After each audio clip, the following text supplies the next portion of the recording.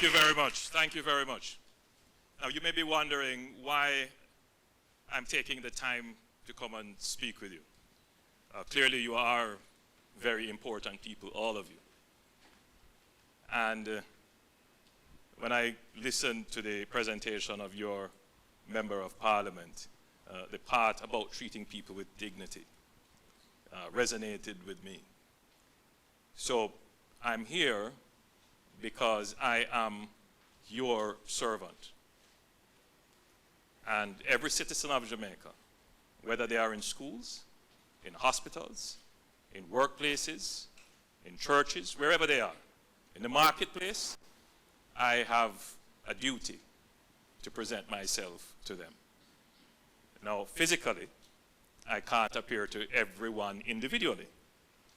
But in today's world, as it has been through various forms, public figures, politicians particularly, have to gather people together.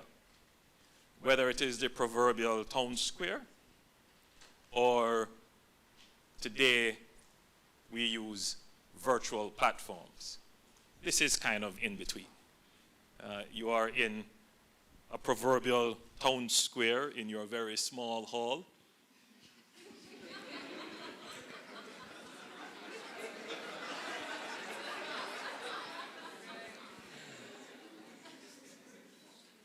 Which we will make into a decent sized auditorium.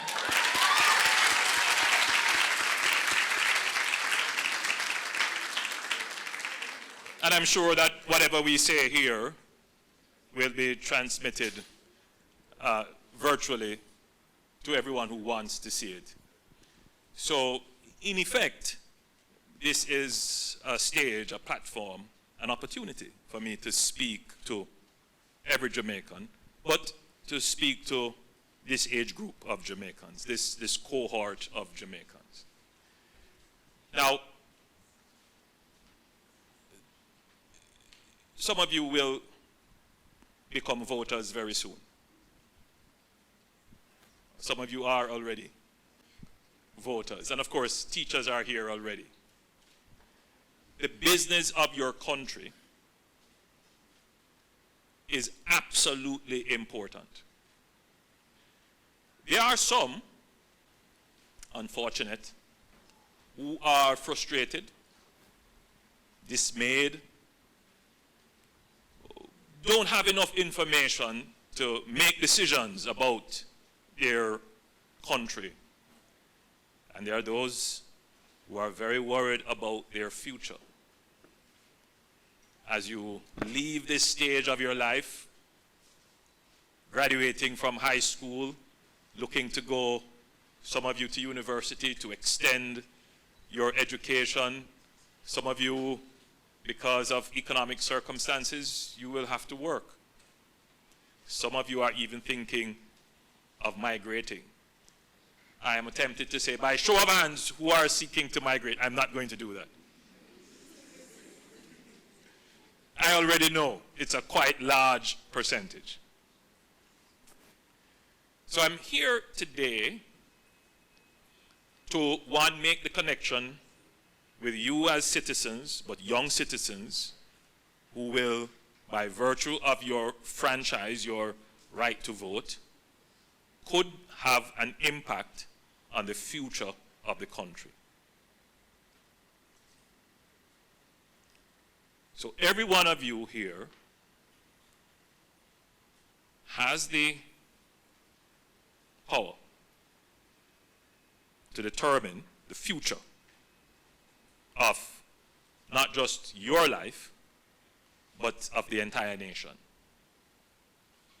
And the nation is at what I would like to describe as an inflection point. Anybody knows what that is? All of you mathematics students? You're a math teacher? Yes, a gradient change, but it means at a point of a rapid change. The rate of change changes. Yes.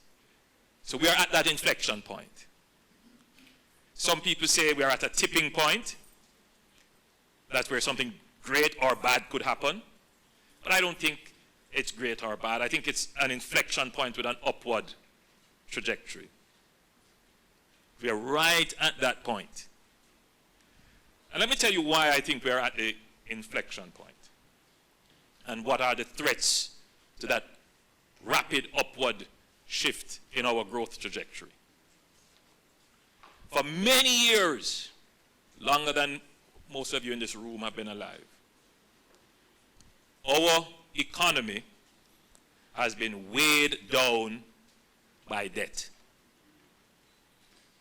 At one point in time, 10 years ago, our debt to GDP was at 150%. You know what that means?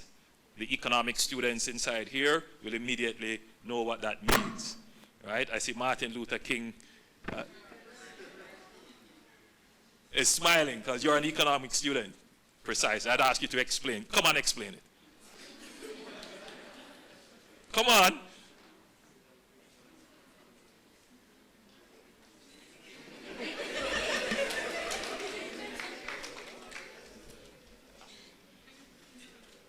I'm not sure if I can explain this properly for you. No, but explain it for them. Oh, God. So basically, we owe 150% to GDP. 10 years ago. 10 years ago. So, well, obviously that means we owe them a lot of money. So, yeah, at more than what we have. So more than what we produce. Yeah, yes. more than what we produce. Plus, on top of that, so we're very, very bad in debt. Debt. So yeah, it just means that we owe more than what we produce, plus half of that, and we have to somehow make that back so we can get out of debt. So it's the foundation of the explanation.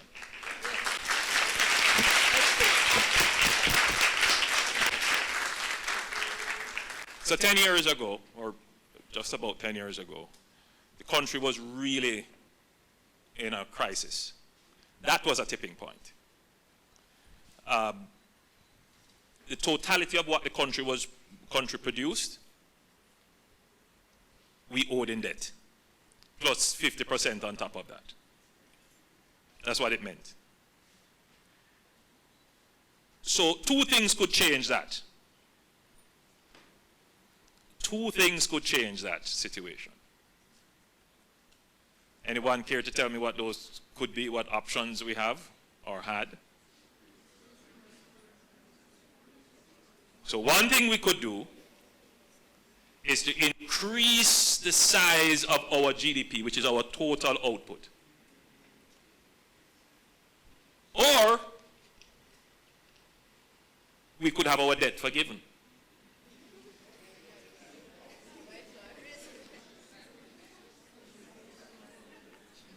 The people who we owe the debt to could say, all right, Jamaica, you guys are so cool, we'll write off the debt. There are some other options. One option is the country could default and say we're not paying. But that's not an option. Our constitution does not allow that. So whatever debt we have, we must pay it. And because that is our constitutional arrangement, it is even more important that we do not get back into a situation where we have such high debt. There is another option as well, which is we can limit what we consume and use that to pay down the debt.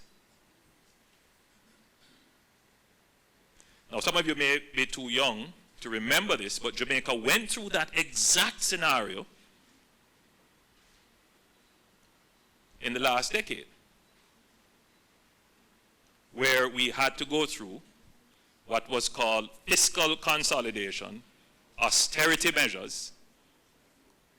We had to manage what we spent to get ourselves out of debt. Today, our debt to GDP ratio is somewhere in the region of about 78%. By the time we get to the next financial year, we will probably be about 74%. So I want you to understand the magnitude of what we have gone through. Through the sacrifice of your parents, who endured new taxation almost every year, No budget to repair roads. No budget to invest in healthcare. No budget to invest in public transportation. No budget to invest in garbage collection. No budget to build the auditorium that you're asking for.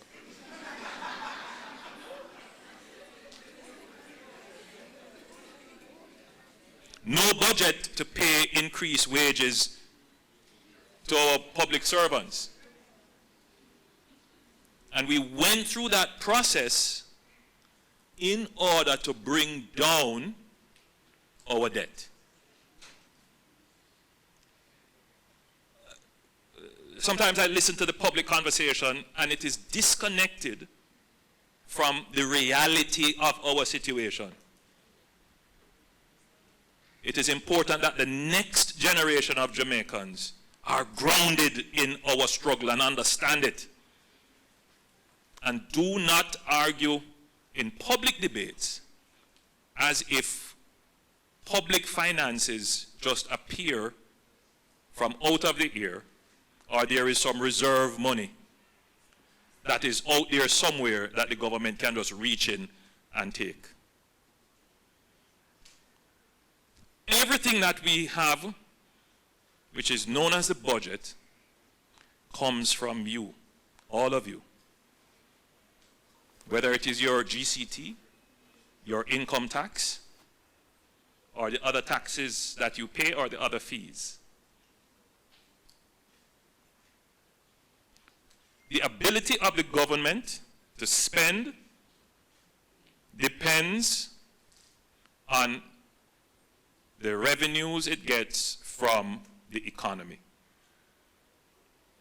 And if the economy isn't doing well, the government cannot spend.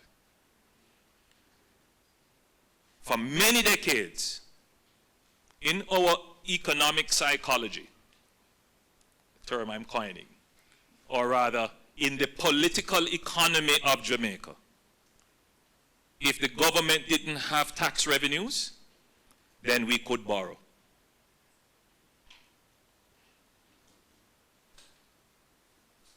And for many years, governments existed on borrowing. That's how we ended up at 150% of what we were producing. But that's not the complete story. The debt also increased because we had something called FinSAC, the collapse of the financial sector, and government had to take private debt and make it public debt. But there were also poorly run public sector entities. Some of you may remember Air Jamaica, Sugar Company, NWC. All of those debts had to be brought on to the public account.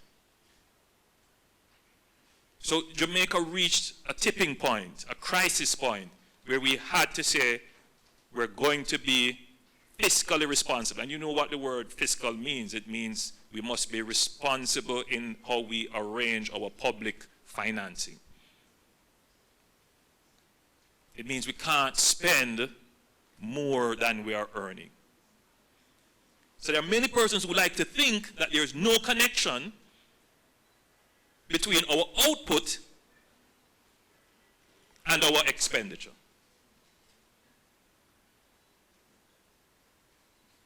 There is an immutable connection between what we produce and what we are able to spend. And if we start to disregard that, then we're going to go back to borrowing.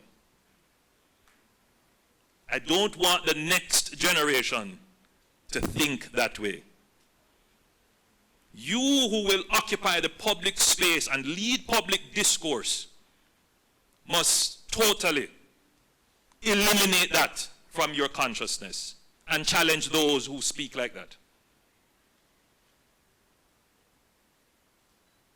Now,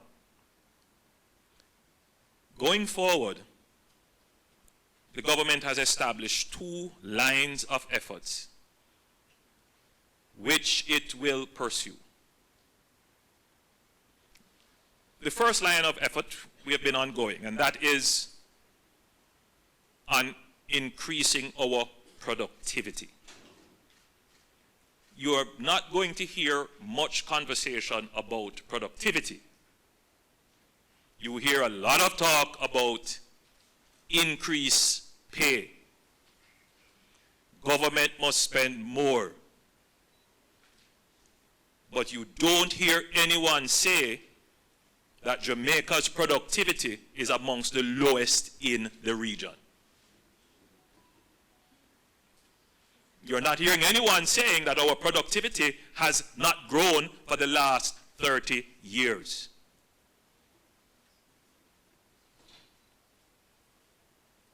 What is productivity? Productivity is the rate at which each factor of production increases its output. And you are all factors of production in one form or the other. Some of you will become employers and employees, so you're part of the labor force and the management force. Some of you will become entrepreneurs and holders of capital. Some of you will become innovators and create technology and new methods of doing things. And all of that contributes to productivity, output. We need the next generation of Jamaicans to focus on productivity, your productivity. Because that is the only way we're going to expand our GDP. Notice the ratio. If we expand our GDP, what happens to our debt? It goes down. Even if we don't pay it down, the ratio goes down. It becomes less of a risk to us if we expand our output. It might be very difficult to engage other sectors of the society in this conversation, but I have to start engaging you because you are going to take over the economy.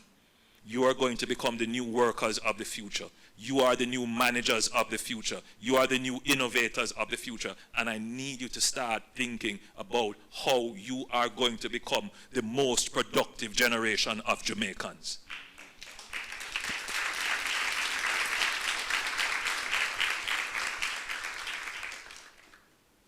Productivity is not a cultural challenge for us.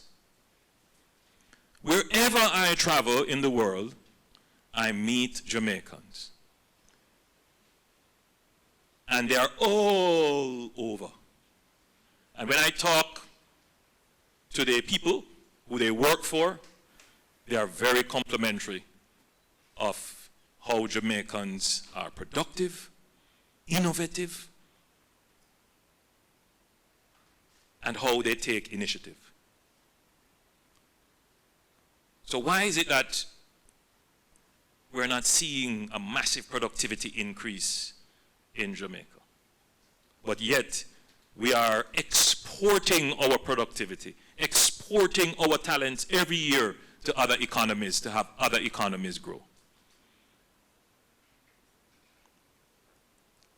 I'm certain that in this room, a large percentage of the talent that sits here is thinking about migrating.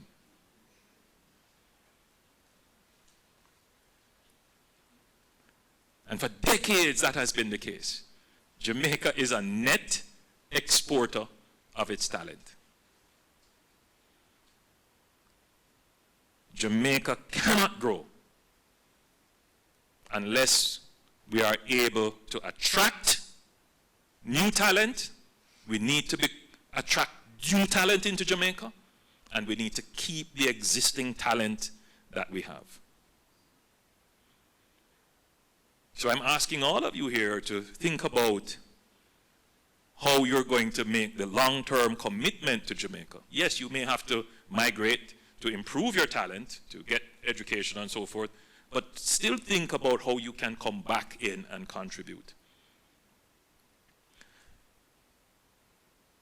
So for the last 8 years or so, we've been at 1 or 2 or 3% growth. We may have hit a 5% growth in 1 year.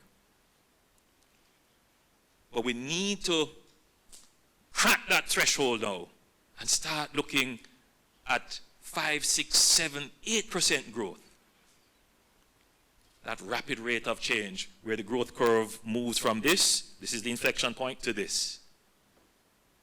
That's where we need to be. And to get that, we need to crack the productivity issue.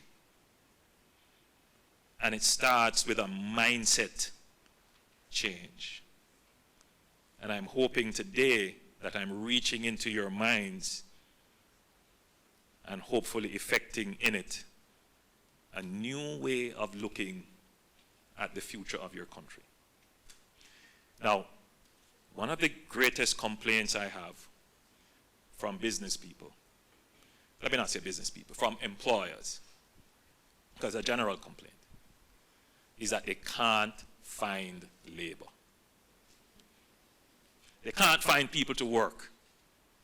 It's paradoxical because walk anywhere at midday and you see all kinds of people not looking employed.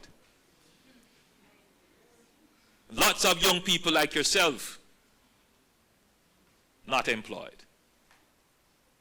What is happening? What is happening? Can anybody offer a perspective?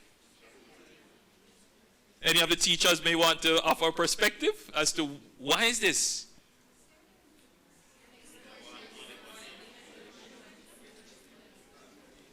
Oh, all right, let's dissect it very quickly. So there is a formal and an informal economy.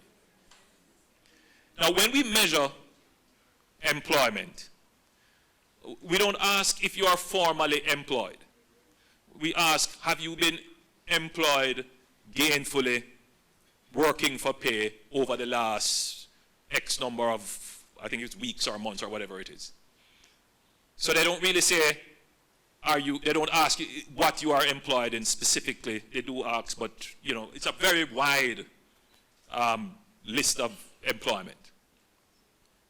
So the real problem with employment in the country is that we now have the lowest unemployment rate ever. So remember, we're at 4.5%. We still have a way to go. Trinidad is 3.5% thereabout. The United States is at 3. Canada is at 3. The UK is at maybe 4. But in other words, other countries have lower unemployment rate than we do. So at 4.5, even though we celebrate it, I think we still have a way to go to truly absorb more people into the labor force. Which is why I said that you are going to be the first generation that when you leave high school, your probability of being employed, within the first year would be as high as 90%.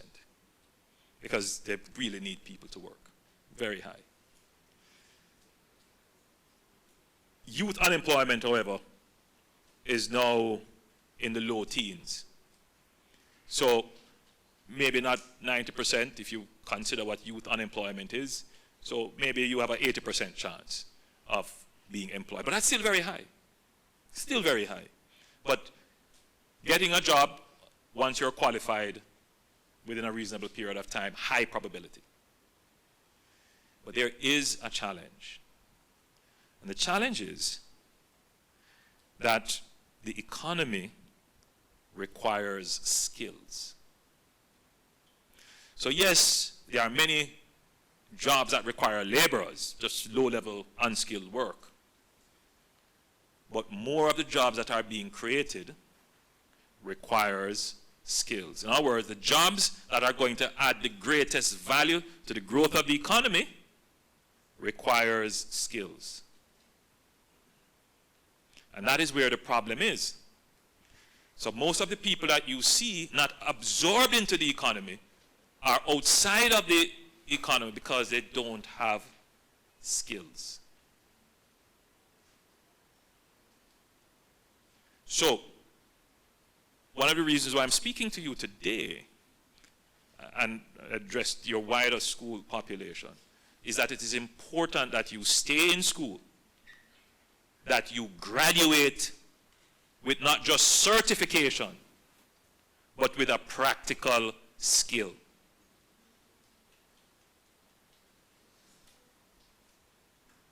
Absolutely important.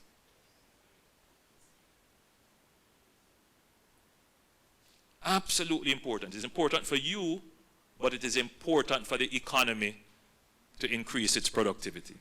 Can you imagine that the problem we have now is that we don't have enough people to employ? A good problem to have, but a problem nonetheless. And we have to solve it. So I have to get into your minds now so that you start to think about how do I make my labor and my skills available to the Jamaican economy.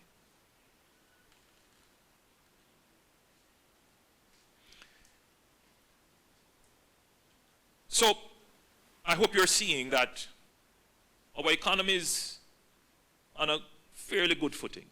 If we can solve the labor issue, we can get more skilled people, we will start to fuel greater economic growth.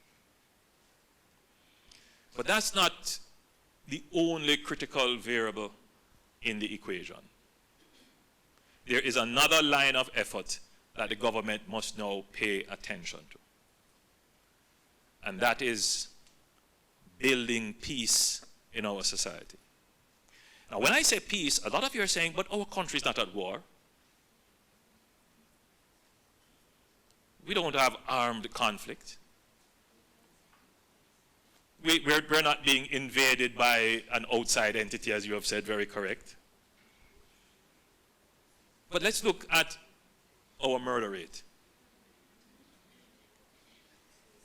It's almost comparable to countries that are at war. Almost, we are in civil war territory. Why is this so? Why?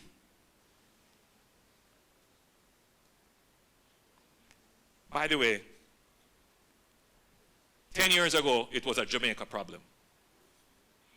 It's just Jamaican people. Now, Trinidad, St. Lucia, St. Kitts, the Bahamas, St. Vincent, Costa Rica, Guatemala, Honduras, Panama, Belize. I'm not even going to mention Mexico. Why is it that there is this problem of high homicide rates in these countries?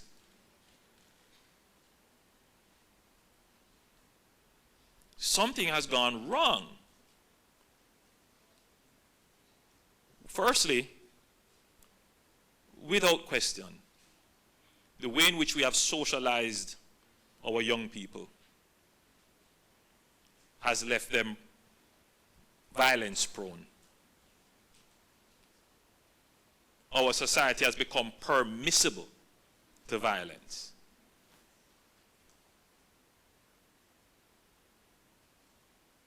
And it's something that we have to address. We cannot run our society without paying attention to values. Now, I'm not speaking about morality. I'm not speaking about a religious perspective on how the society should operate. That's not what I'm speaking about. But I am speaking about values. And there can be no cohesive society without a set of well-established and accepted values. And what has happened to our society is that our value system is in a state of anomie. It's not quite established what our values are.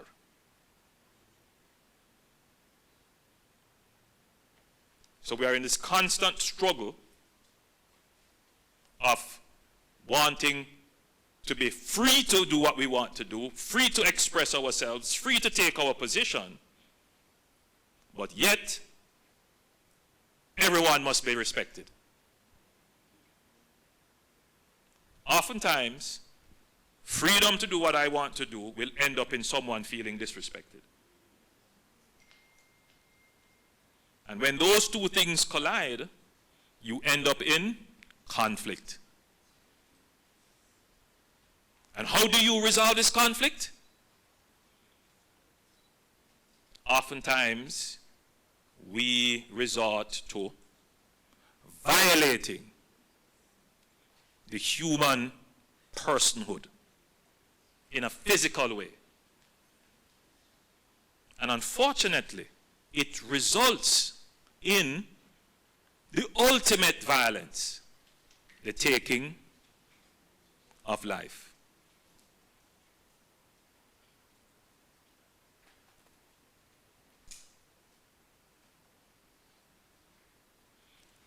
So yes, there are social issues which has resulted in us losing respect for the value of life and placing over the value of life personal respect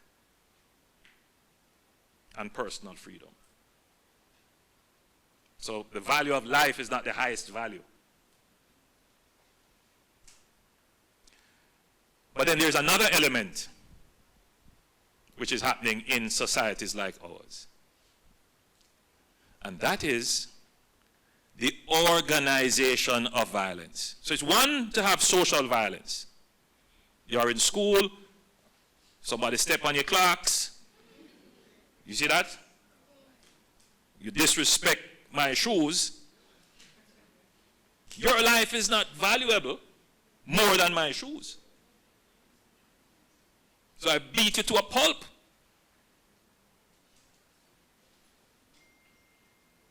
When it could be easier to say, you know, let me wipe it off. Let me get my foam thing and my toothbrush and brush it off and call it a day. Beat the poor little guy to a pulp. But it gets worse than that because there are people in our society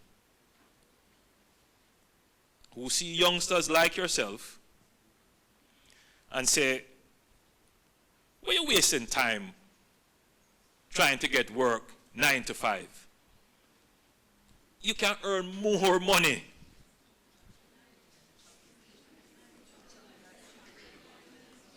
You see, all of you know it, eh? Chopping. Or some other form of scamming. Or some other form of illegal activity. That's one. But you also have youngsters who say, you know, well, my situation is such that I grew up in a board house on Cumberland Road in Spanish Town, right next to near Grassyard Market.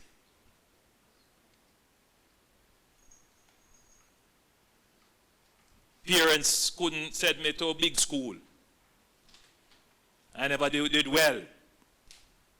And so I have to hustle and struggle and rob and kill.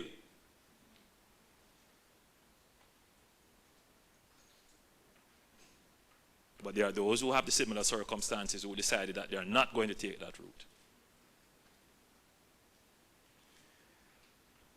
And there are those who are very intelligent. They might not have certificates, but they're very intelligent. And they see this disenfranchisement. They see this vulnerability. And they say, come join me, man. Come join me. And they create an enterprise for criminality. And when you are sucked in, you might not even know this. What you are seeing is an opportunity to get money, wear good clothes, and what they say, graft. And before you know it, you are in a gang. So yes, the breakdown in our values, but the emergence of the organization of violence through criminal gangs. So there are two things that are happening in the society in parallel. And the more there is a deterioration in the value system, the greater gangs find recruits. And the more entrenched the gangs become until they believe they are a law unto themselves and they can challenge the state. And you are seeing that. Haiti is an extreme example. But you only have to look at the news in Ecuador, where organized gangs have used violence to threaten the state. We have that in our country. So we don't have war, but we don't have peace. Because there is an element of our society that if it is not addressed in the firmest way, could emerge to threaten our national security. The president of Ecuador has had to declare a state of public emergency because, in his words, the country is embroiled in an internal conflict. He didn't call it a civil war because it's not a political conflict, but as an actor within the state is trying to undermine the state. And that's what these gangs are, and they have to be addressed. So I'm speaking to this audience of young people because you are the favored recruits for gangs. Many of you may have friends. You know people who are slowly being pulled in, and they think it's quite innocent. You can reach and hold them and pull them back. So the government has to focus now in a deliberate way on building peace. And that focus has to treat with the gangs. And you see what we have been doing in using the anti-crime legislation within our law to bring the gangs before the courts for justice to be dispensed to them. It is a long process to undermine them and totally eliminate them from the society. It is a scourge on our society that we must eliminate. And we cannot be ambivalent about it. They are not Robin Hood stealing from the rich to help the poor. They are criminals and murderers. And there must be no sympathy for them. And as I look in this room, I know that there is ambivalence. Because some of you know them.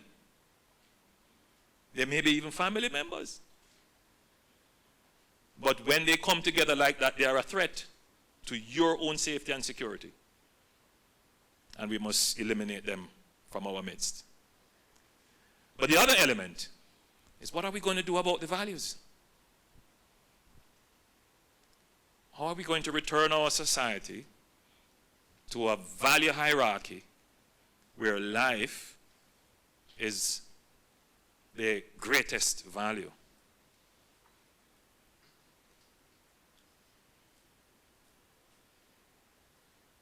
Where life is the greatest value. And that the person, the physical representation of the person, is invaluable. That's where we need to be. So the government has put in place a commission to study this whole business of violence. And there are some recommendations that will come. There are a few of them. For example, a recommendation that has been about for a long time, but the commission has studied it in detail. And the recommendation is that there should be a total ban on corporal punishment.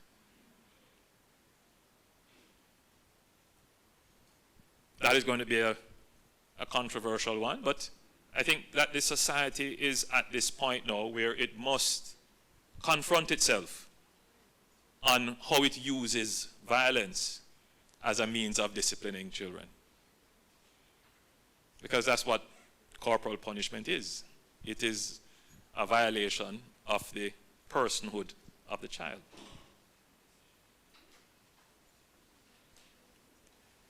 There are some other recommendations. For example, when conflicts arise in communities, in families, and someone goes to the police station and reports it, what is the police empowered to do?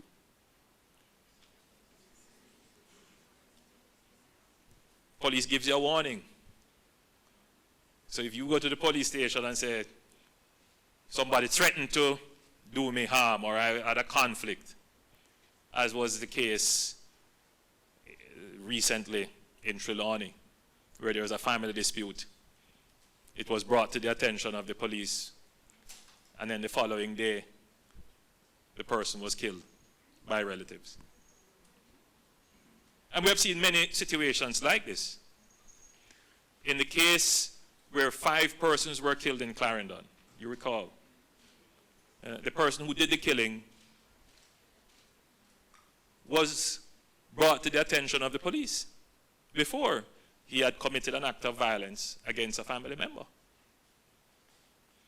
So the way in which we recognize and preemptively deal with persons who have displayed violent tendencies, we need to change our laws to empower our police to be able to act very quickly. So these are just some things that we're going to have to do to improve and build peace in our country. But the most important thing that we can do, which is why I'm here with you today, is that we have to have this conversation with every Jamaican, especially our young people, about how we choose to live with each other. Because at the end of the day, no matter how many laws we change, no matter how many police we put on the street, it is going to be your personal decision. It's going to be how you choose to react.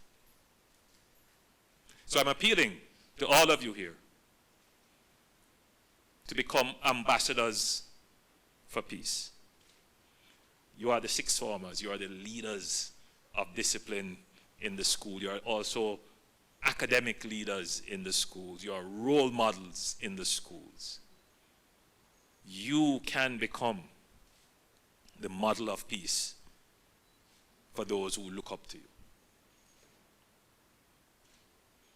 So, my appeal to you, the students, the sixth form of Manchester High School, is that in your school and in your community and in your friend group, that you all must become ambassadors for peace. Do I have that commitment from the students?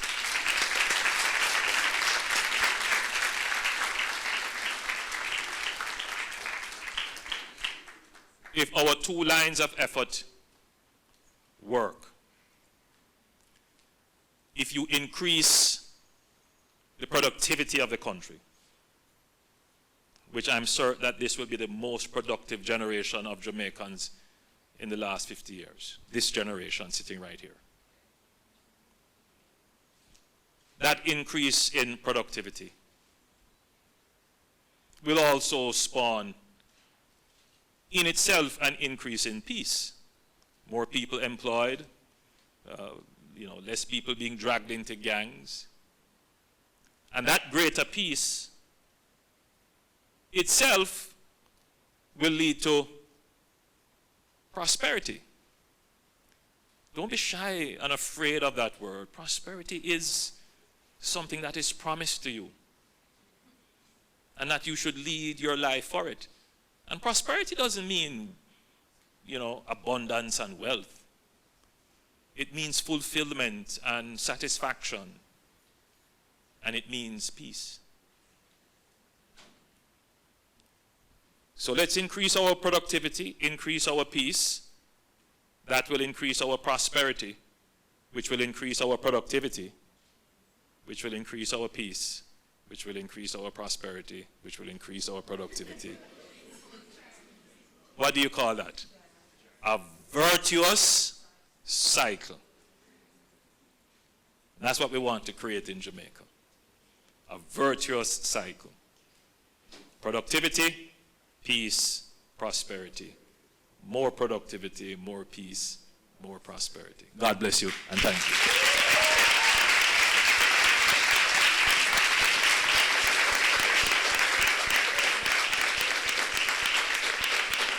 Thank you so much, Mr. Prime Minister, for sharing your heart and mind with the students here at Manchester High. Very important students, because the